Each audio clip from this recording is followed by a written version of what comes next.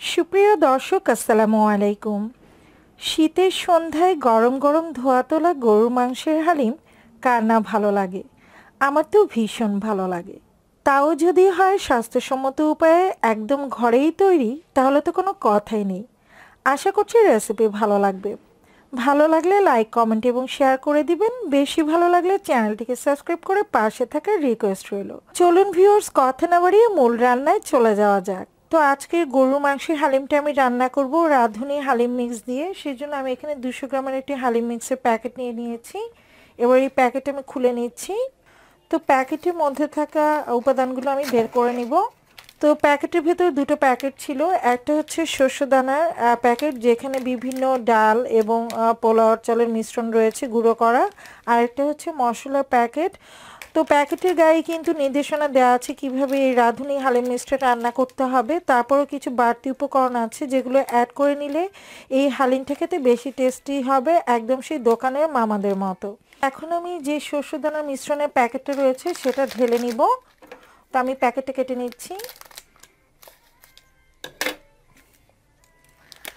তো পুরোটা প্যাকেটে কিন্তু আমি ঢেলে নিচ্ছি। এখানে বিভিন্ন ধরনের ডাল রয়েছে, যেমন মুগ, মসুর, মাসকলাইয়ের ডাল, খেসারির ডাল, আর নানা ধরনের ডাল রয়েছে। যত প্রকারের ডাল হয় আর যত প্রকারের ডাল হবে হালিমটা খেতে কিন্তু ততটাই টেস্ট হয়।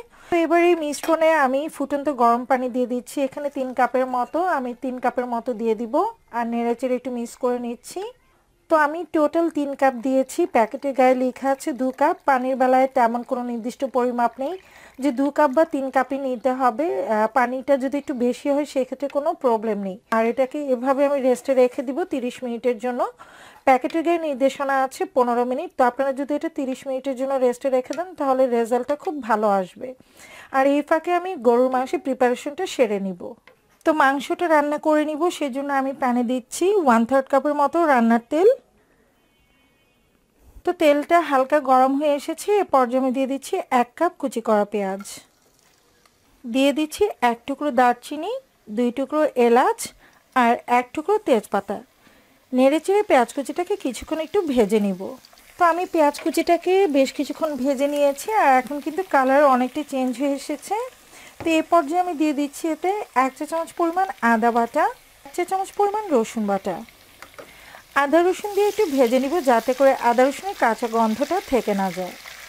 তো আদা রসুনটাকে ভেজে নেওয়ার পর আমি এতে 1/2 কেজি পরিমাণ গরু মাংস দিয়ে দিয়েছি। আর দিয়ে দেওয়ার অংশটুকু স্কিপ হয়ে গেছে, সেজন্য আমি আন্তরিকভাবে দুঃখিত।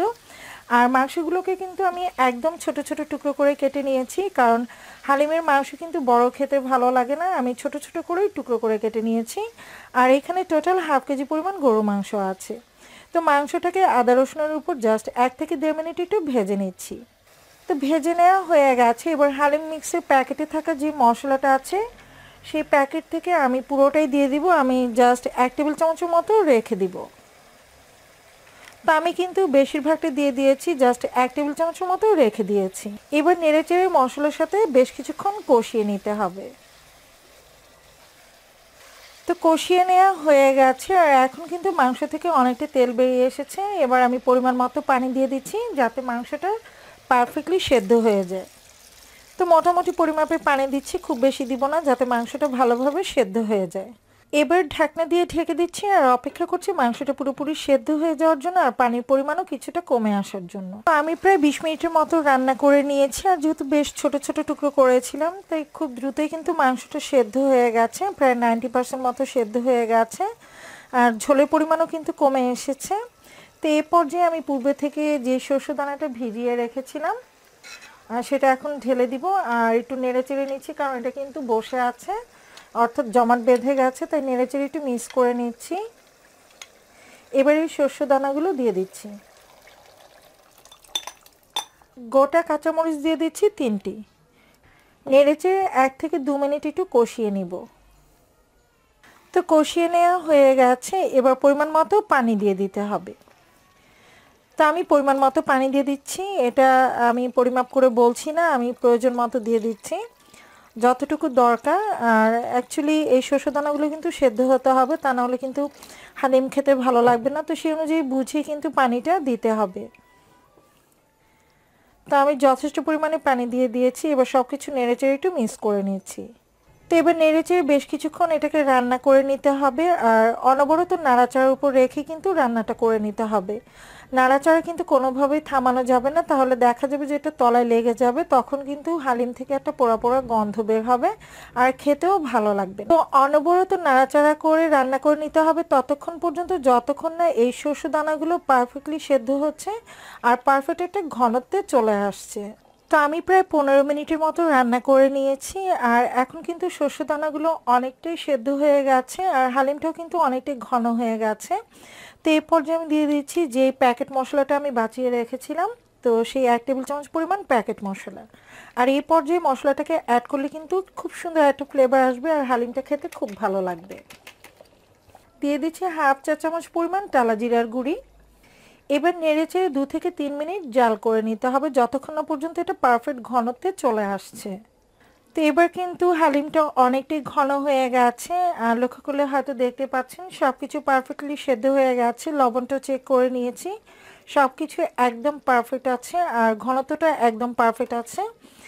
তো আপনারা যদি এর চেয়ে আর একটু বেশি ঘন খেতে চান সেই ক্ষেত্রে আরও 2-1 মিনিট জাল করে নিতে পারেন, বাট আমার কাছে এটাই পারফেক্ট মনে হচ্ছে। আমি এই পর্যায়ে এটাকে চুলা থেকে নামিয়ে নিচ্ছি, আর এই ফাঁকে আমি বাগারটা রেডি করে নিব। তো বাগার রেডি করে নেওয়ার জন্য আমি কড়াইয়ে 1/3 কাপ তেল নিয়ে নিয়েছি, আর তেলটা কিন্তু গরম হয়ে গেছে। এবার এতে গোটা শুকনো মরিচ দিয়ে দিচ্ছি 3টে। ঝালটা যার যার পছন্দ মতো দিতে পারেন, আর বাগারের সময় অবশ্যই শুকনো মরিচটা দিবেন, তাহলে কিন্তু খুব সুন্দর একটা ফ্লেভার অ্যাড হবে হালিমে। দিয়ে দিচ্ছি 1/2 কাপ পরিমাণ কুচি করা পেঁয়াজ। নেড়ে চেড়ে পেঁয়াজ কুচিটাকে একদম বেরেস্তা করে ভেজে নিতে হবে। তো পেঁয়াজ বেরেস্তাটা কিন্তু হয়ে গেছে, তো আমি কিছুটা পেঁয়াজ বেরেস্তা তুলে রাখছি, এটা পরিবেশনের সময় আমি ইউজ করব। আর একটা শুকনো মরিচও কিন্তু আমি রেখে দিয়েছি, জাস্ট দেখা সৌন্দর্যের জন্য আমি উপরে দিয়ে দিব। তো কিছুটা পেঁয়াজ বেরেস্তা রেখে দিলাম, আর বাকিটা আমি হালিমে দিয়ে দিব।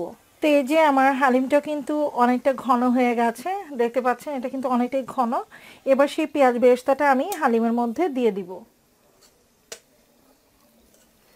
আর অবশ্যই কিন্তু পেঁয়াজ বেরেস্তা করে দিতে হবে, তা নাহলে হালিম খেতে একদমই ভালো লাগবে না। আর পরিবেশনের সময় আপনারা শসা কুচি, লেবুর রস এবং আদা কুচি, ধনেপাতা এগুলো দিয়ে পরিবেশন করতে পারেন। আর আগে থেকে লেবুর রসটা ইউজ করার দরকার নেই, যখন পরিবেশন করবেন তখন ইউজ করলেই হবে। তো নেড়ে চেড়ে পেঁয়াজ বেরেস্তাটাকে একটু মিক্স করে নিচ্ছি। দিয়ে দিচ্ছি 1 মুঠ পরিমাণ ধনিয়া পাতা কুচি, এতে করে হালিমের টেস্ট খুবই ভালো আসবে। আর এই পর্যায়ে কিন্তু হালিমটাকে জাল করে নেওয়া যাবে না, আমি জাস্ট নেড়ে চেড়ে মিক্স করে নিচ্ছি। তো হালিমটা কিন্তু রেডি সার্ভ করার জন্য। আর শীতের দিনে গরম গরম ধোয়া তোলা হালিম কিন্তু ভীষণ ভালো লাগে খেতে।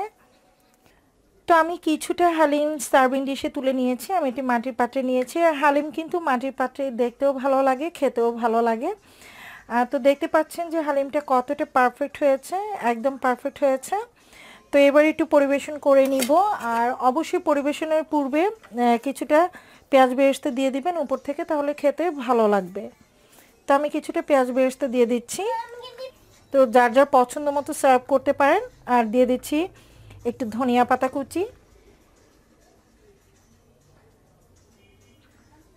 দিয়ে দিচ্ছি একদম মিহি কুচি করা আদা, এতে করে খেতে ভালো লাগবে। আর উপর থেকে দিয়ে দিচ্ছি একটা লেবুর স্লাইস। আমার গরুর মাংসের হালিমটা কিন্তু সার্ভ করার জন্য একদম রেডি। শীতের সন্ধ্যায় গরম গরম ধোয়া তোলা গরুর মাংসের হালিম জাস্ট জমে যাবে। তো আপনারা বিকেলের নাস্তায় এই হালিমটা তৈরি করে নিতে পারেন, আশা করছি সকলের কাছে ভীষণ ভালো লাগবে। রেসিপি ভালো লেগে থাকলে লাইক, কমেন্ট এবং শেয়ার করে দিবেন। আর হ্যাঁ, অবশ্যই মনে করে চ্যানেলটিকে সাবস্ক্রাইব করে পাশে থাকার রিকোয়েস্ট রইল। পরবর্তী রেসিপি দেখার আমন্ত্রণ জানিয়ে আজকের মতো এখানে বিদায় নিয়ে নিচ্ছি। সবাই ভালো থাকবেন, সুস্থ থাকবেন।